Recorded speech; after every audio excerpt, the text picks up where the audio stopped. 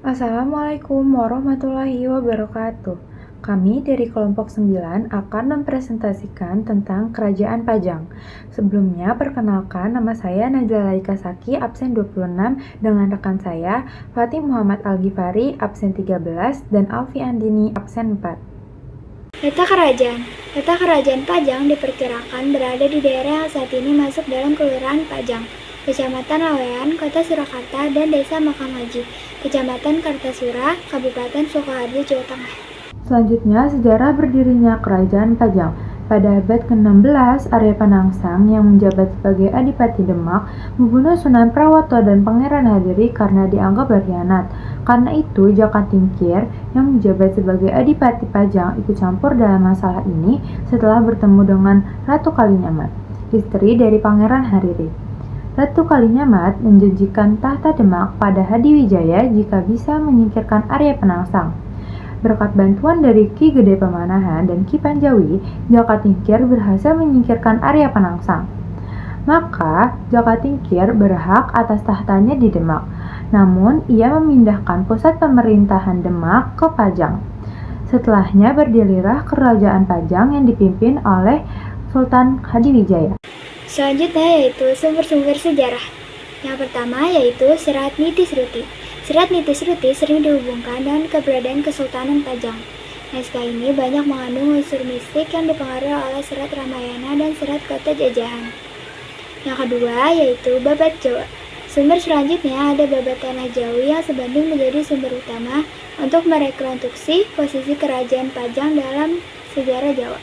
Yang ketiga yaitu Kitab Negara Kartagama. Kitab Negara Kartagama merupakan catatan Prabu Hayam Wuruk, di mana menyebutkan bahwa Kerajaan Pajang menjadi salah satu wilayah yang dikunjunginya. Selanjutnya adalah Raja-Raja Kesultanan Pajang. Yang pertama, Raja Pendiri Kesultanan Pajang.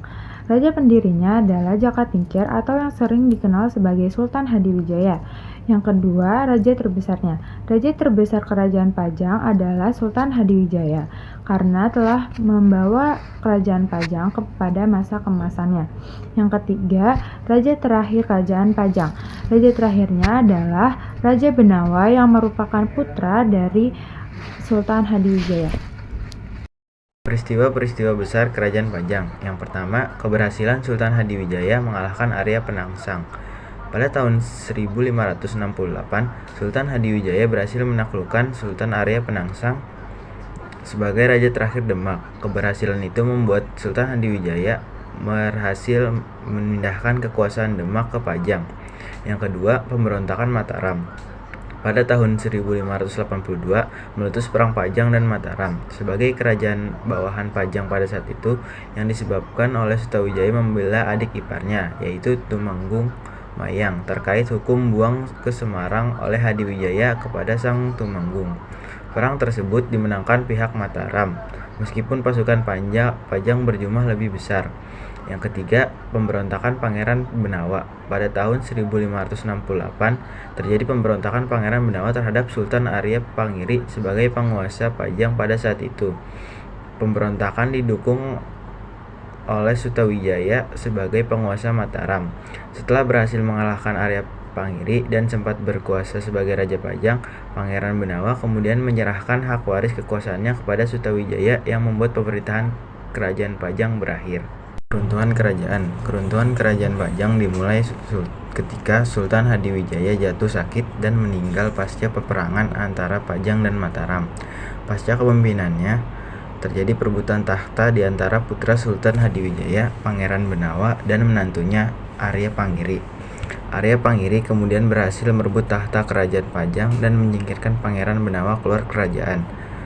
Pada masa pemerintahannya, Arya Pangiri disibukkan dengan membalas dendam kepada Mataram dan mengabaikan rakyatnya.